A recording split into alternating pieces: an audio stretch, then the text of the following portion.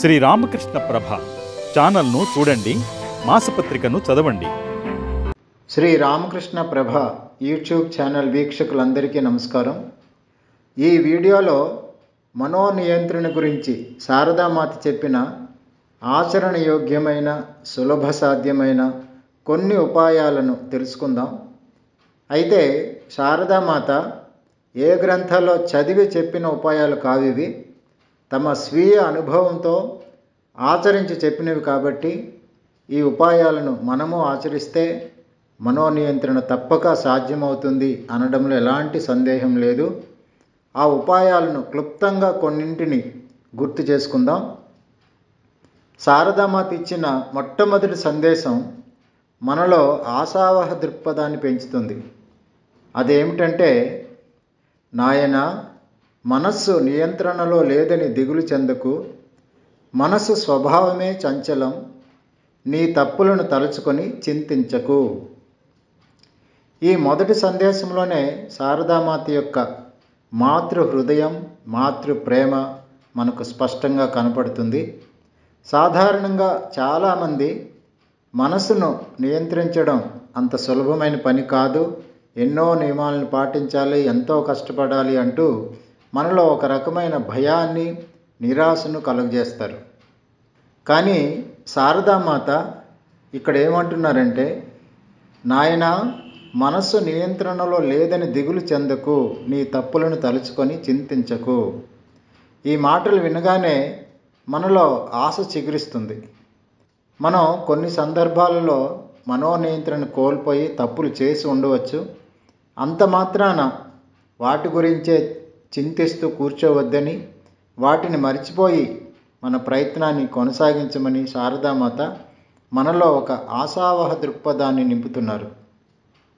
ఒకసారి ఒక కళాశాల విద్యార్థి అమ్మ వద్దకు వచ్చి, నేను అనైతిక జీవితాన్ని గడిపాను, నేను చాలా తప్పులు చేశాను, నేను అపవిత్రుణ్ణి అని చెప్పినప్పుడు శారదమ్మ ఆ యువకునితో, బాధపడుకు నాయనా, నీ మనసులో చెడు తలంపులు తలెత్తినప్పుడు నన్ను తలుచుకో అంటూ అతడిలో ఆత్మన్యూనతా భావాన్ని పోగొడతారు. కాబట్టి శారదామాతను ఒక్కసారి తలుచుకుంటే చాలు, చెడు ఆలోచనలు మన దరిదాపుల్లోకి రానే రావు. ప్రయత్నించి చూస్తే శారదమ్మ మాట ఎంత సత్యమో మనకు తప్పక అనుభూతమవుతుంది. ఇక రెండవ సందేశం, నీరు పల్లానికి పోవడం ఎంత సహజమో మనస్సు దుశ్చింతల వైపుకు పోవడం కూడా అంతే సహజం. మనసులో చెడు ఆలోచనలు రావడం సహజం, అందుకోసం బాధపడడం ఎందుకు అంటూ మనసు నైజాన్ని అమ్మ చెబుతున్నారు. అయితే మనస్సును ఉన్నత ఆలోచనల వైపు ఎలా మళ్లించాలో అమ్మ చెబుతూ, పల్లానికి ప్రవహించే నీటిని సూర్యకిరణాలు ఆవిరిగా మార్చి పైకి తీసుకువెళ్ళినట్లు భగవన్నామ స్మరణ వల్ల మనస్సును ఉన్నత ఆలోచనల వైపు మరల్చవచ్చు అని సూచించారు.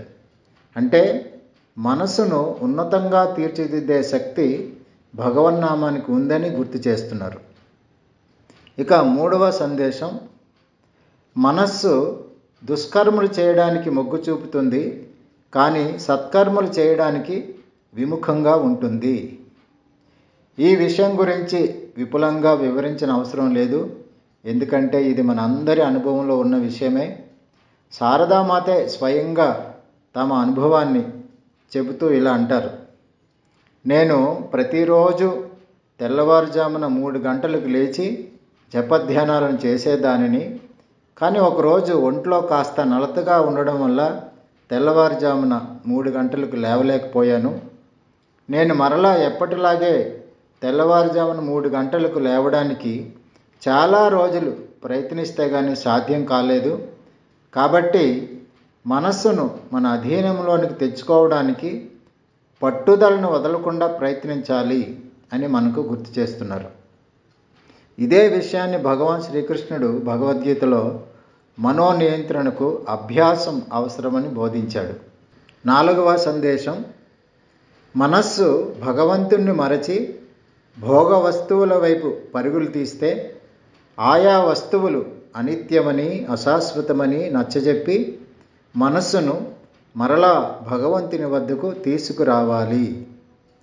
ఇదే ఉపాయాన్ని భగవాన్ శ్రీకృష్ణుడు భగవద్గీత 6వ అధ్యాయం 26వ శ్లోకంలో అర్జునునికి తెలియజేశాడు. యతో యతో నిశ్చరతి మనశ్చంచలమస్థిరం తతస్తతో నియమ్యైతత్ ఆత్మన్యేవ వశం నయేత్. అర్జున, చంచలమైన మనస్సు ఏ ఏ విషయాల వైపు పరుగులు తీస్తుందో ఆయా విషయాల నుండి వెనుకకు తీసుకువచ్చి ఆత్మయందు అంటే భగవంతుని యందు నియమించు అని అర్జునునికి తెలియజేశాడు. అలాగే ఇక్కడ శారదామాత చెప్పినట్లు విషయ వస్తువులు అనిత్యమని అశాశ్వతమని పదే పదే మనస్సుకు చెప్పాలి. ఈ సందేశం మనకు బాగా గుర్తుండాలంటే కఠోపనిషత్తులో నచికేతుణ్ణి స్మరించుకోవాలి. నచికేతుడు యమధర్మరాజుని ఆత్మ గురించి బోధించమని అడిగినప్పుడు యమధర్మరాజు నచికేతునితో, నచికేత, మానవ లోకంలో దుర్లభమైన ఏ కోరికనైనా కోరుకో, వాటన్నింటినీ నీకు ప్రసాదిస్తాను, కానీ ఆత్మ గురించి అడగకు అంటాడు. అప్పుడు నచికేతుడు స్వభావామర్త్యస్య యదంతకైతత్ సర్వేంద్రియాణాం జరయంతి తేజః అపి సర్వం జీవితమల్పమేవ తవైవ వాహాస్తవ నృత్యగీతే. స్వామి, నీవు ప్రసాదించబోయే విషయ వస్తువులన్నీ అశాశ్వతం, ఈ రోజుండి రేపటికి కనుమరుగైపోతాయి. పైగా వాటి వల్ల కలిగే సుఖాలు క్షణికమైనవి. అవి మనిషి యొక్క శక్తిని హరిస్తాయి.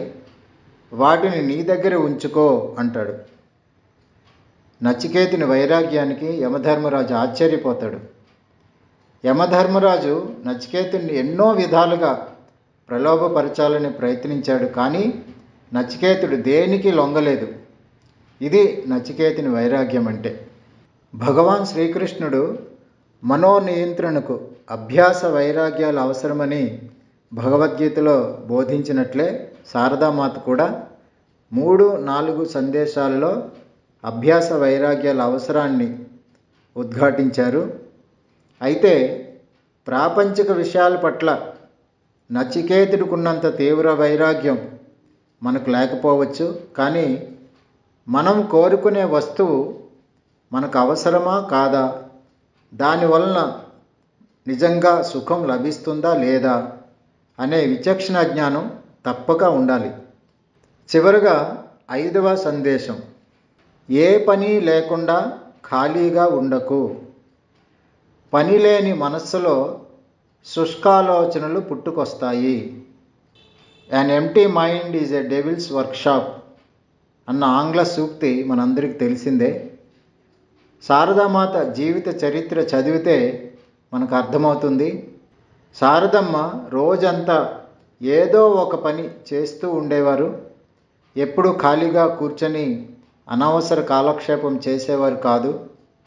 ఏ పని పాట లేకుండా ఊరికే కూర్చుంటే మనసులోకి పిచ్చి పిచ్చి ఆలోచనలు వస్తాయి. లేకపోతే పిచ్చాపాటి కబుర్లు చెప్పుకుంటూ విలువైన సమయాన్ని వృధా చేస్తాం. కాబట్టి మనసుకు మంచి వ్యాపకాన్ని కల్పించాలి. ఏదో ఒక మంచి పుస్తకాన్ని చదవడం లేదా మంచివారితో సంభాషించడం లాంటివి చేయాలి. మనోనియంత్రణకు అవసరమైన ఉపాయాలను చెప్పిన శారదామాత ఎవరో కాదు, మానవ రూపంలో వచ్చిన సాక్షాత్తు జగన్మాత.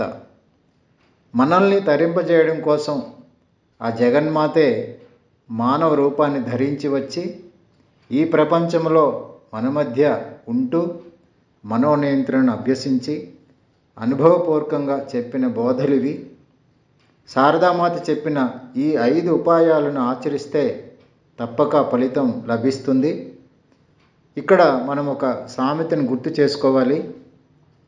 గుర్రాన్ని నీటి దగ్గరకు తీసుకువెళ్ళవచ్చు, కానీ దానితో నీళ్లను తాగించలేము.